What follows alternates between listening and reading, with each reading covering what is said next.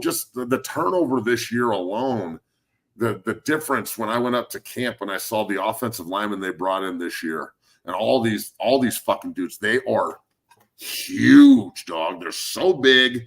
They're super athletic. And they're pretty fucking nasty. They're long. I mean, all of them are like 330 other than Zelinkus. They just look different than they have in the past. And I'm not trying to say that when I was there, blah, blah, blah. But when I was there, bro, I had to go against guys like Andre Gerard and Victor Rogers every day. And Dan Graham at tight end and shit. Like, if you didn't bring your fucking lunch pail to practice, you were getting mollywopped, just motherfucked by a pro.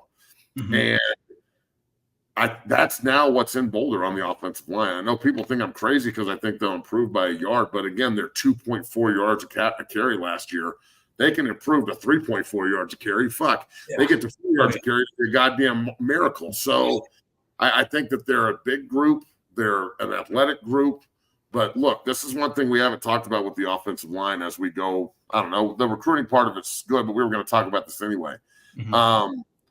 The offensive line, they're a smart bunch too. Like, they're heady. Zelinkus is a really smart kid at center, and he's young and he's spry, and he wants the pressure. He wants that smoke. You know, last year when he stepped in at CSU and played the way he did, and like that last fucking series where he didn't fuck up a snap and he picked up all the blitzes that have been beating them all night. You know, it's with you're running a lot of like cross dogs, like they'll move the nose or pinch the three and move the nose and ran Mike Will cross dog behind it. And it is a pain in the fucking ass to pick up. It's hard as hell. It was butchering us in the first and second quarter.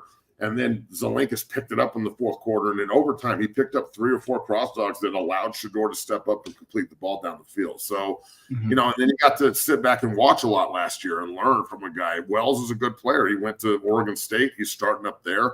Zelinkus is an upgrade. So that's number one. And then around him, you've just got big, smart, athletic guys. And in Jordan Seaton at left tackle, God willing, he stays healthy, he might be the number 1 pick in the draft when he's a junior. He's like Orlando Pace, bro. Like, he's so fucking big and he's so long and unbelievably explosive. It can really run. I mean, I have high hopes for Seaton. I love the Benson kid, the right tackle. I think he has a really high ceiling, 67. I think he could really do some work. You know, back in the day, you really put all your onus on. I just need an elite left tackle, and we can build around him. Now, if you don't have 2 tackles, you are not playing. So you have to have 2 elite tackles, and I think both these guys. I think Seaton will be first-team freshman All-American. I don't know if he'll be first-team All-Big 12 as a freshman, but who knows? He's a fucking excellent player. And then I think Benson's going to be a great player. I love Zelinkus inside, the Cherry Creek product. His brother also at Rutgers, I believe. And then Big Tyler Brown at the left. I think he started at left guard. He couldn't play last year. And the NCAA and all their fucking wisdom decided to make him eligible. And he is so smart and also just so talented, natural leader. And I'm telling you, bro, when they take it from you, especially in college, because the NFL is a business. College, or you lose a year in college, that hurts bad. Yeah. It's bad. Like, you don't get that back. No. And you know, for him to just have it taken from him like that, I think it just lights an even bigger fire under his ass this year. So, you know, we'll see what they do at right guard. I can't remember the name of the kid at right guard, 74 from UTEP. Damn it. If you find his name for me, I'd appreciate it. That's my bad. So I really like that kid too. He was a great player at UTEP. And I think he's going to. Justin Myers. Yeah. That's Myers, right? Myers, yeah. He's a bad man too. So I think that, look, the dumbest thing you can do is assume that Coach Prime, 2 things. Coach Prime isn't going to improve his roster based on last year. And then the second part, that they're not going to develop under Lode Holt and Warren Sapp and Lewis and all these ex-pros. I mean, I know Phil personally, and he played and got tuteled under Bill Beatenbaugh, who I think is the best offensive line coach maybe in college football history, but definitely in college football now. And I know that's a broad statement, but goddamn, that guy's good. Go look at the numbers under Bill Beatenbaugh at Oklahoma, the guys he recruited and the guys in the NFL that he put out, and we'll talk. Like, off the top of my head, right now we can put Trent Williams and Lane Johnson at left tackle and right tackle, both Beatenbaugh's guys.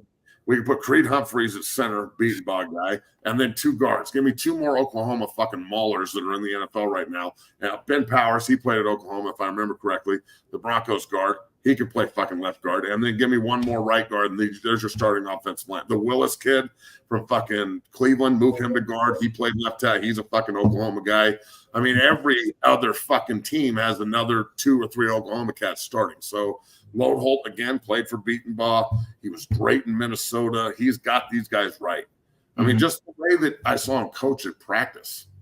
The way that I saw him coach at practice when I went up there for the camp that Nick did, that he was invited to, it was totally different, bro. It wasn't just like, block the guy. He was actually out there teaching them, here's your bait hand, here's your torque hand, stay square, keep your base underneath you. Why are you over your toes? Blah, blah, blah. And I'm sitting there like, oh, coaching. This is what it fucking looks like. This is what it smells like. This is what it's supposed to be. So, dog, I'm really, really, really excited about the progression of this team around the explosive playmakers in Shedeur, Horn, Hunter. I really think that you're going to get a breakout year from Sam Hart, big number 81 from Cherokee Trail. He transferred in from Ohio State. He's a really good player. He can run. So, you know, he's just got to stay healthy and go out there and ball at tight end. There's so much opportunity. I'm telling you, the kid from Vanderbilt, the other receiver, Shepard, that kid is a fucking animal. Number 10, he's going to be a really good player for them. So it may turn into a situation where we don't have enough footballs. And I know that we lost Dylan Edwards and we lost the kid from Houston, but you bring in the kid from Miami of Ohio, and he's a monster now. Number 6, what's his name? Hayden. Yeah, Hayden, Hayden. He's a really good player, bro. He's got low center of gravity. He gets after it, very vertical threat. You know, and they can just rotate these backs through. So I'm very intrigued to see how, you know, the OC and everybody works together to not look.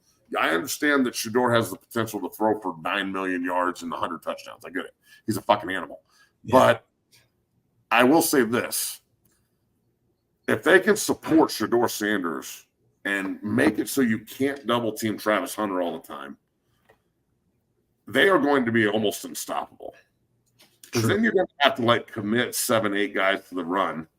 And it's going to force individual matchups with Horn and Shepard and fucking Travis Hunter, who on NCAA is a literal cheat code. Like you want to win a game in NCAA, go put Travis Hunter on for CU. Just make sure he gets the ball 30 times in the game. You might score 100 points. Facts. So, I mean, I feel like and I've been saying this, if the offensive and defensive lines support the skill players on this roster, very similar to like the high school we're at right now. Mount Vista, my son, is competing at freshman on varsity and on offensive and defensive. Yep. Already with the big dogs. You know, we go to Hawaii in like 3 weeks to start the year off. Pretty fucking excited. And yeah, Hayden was at Ohio State. My bad. Not at Miami of Ohio. Apologize. But same thing I said to them, like, you know, Vista's got a fucking monster quarterback, great skill players, throw the ball over the yard. Coach Looney's elite. If we, as O&D linemen, support them correctly, you're going to win a state title. You're going to be in position to be a Final Four team with Creek and Valor and, you know, all these other fucking great teams in 5A, Columbine, who won last year. You're going to be in a position to go compete with those teams. Right. But if you don't, you'll be the reason that people say we lost. Yeah. And that's going to be what happens to CU this year. So if CU can be supported, and they know this, the O&D line coaches and the O&D linemen know this. I talked to them about it at camp. Yeah, they're joyful and they're having fun and they're college kids. But when you could say keywords like, you know, man, you lose 6 games by 1 score, and you know we couldn't stop the run, and we're just talking nonchalant, and you can see them getting angry about it. Mm-hmm. And a lot of them are new guys. Keep that in mind. They're mad about it, and they're new guys because this assumption is it's the same group of guys in the room that it was last year, and it ain't. Yeah. So it's a whole new group of kids that are being like, you are the reason we lost last year, but they're like, I wasn't here last year. So it's almost like you're lighting the fire under the ass of someone who wasn't even there. And they're like, cool, well, I'll just use this as motivation too. So I'm telling you, if the O&D line do what I think they can do, just to like an 80% clip, I'm not asking you to go be fucking Reggie White and Howie Long and shit. That'd be nice, but I ain't asking for that. Mm-hmm. You're just give me improvement and a little bit of consistency. And I'm telling you, this offensive line and defensive line will be support. They'll support unbelievable skill play. Shedeur won't have to do everything, which will allow him to do anything he wants. Let me reiterate that. Shedeur Sanders won't have to do everything anymore. It will allow him to do anything. So think about that. So I think that's where this team heads. And I brought this up several times, and I will continue. Think about this. Everybody in the chat. Remember, super chats and subs are open. We love any and all support. If people realize this is the last hurrah from a family perspective, Horn is like a son to Dion. Travis Hunter's like a son to Dion. Yeah. Steven's like a son to Dion. Mm-hmm. Jordan is his son. Shiloh is his son. Like his other kids and nephews and cousins and everybody all work in the building. Mm-hmm. This is literally the last time all those men and all those family members are going to be together. Even if it's like nonchalant shit. I know guys are going to get drafted. I'm talking about everyone. This is the last time, and they've been together for years, from Dallas to prep school to Jackson State to CU. They've been together for years. So now you're in your last position to hit a home run together. And they don't want to go out on a sour note. Mm-hmm. So I just don't see how it doesn't get fucking just better and better and better and better.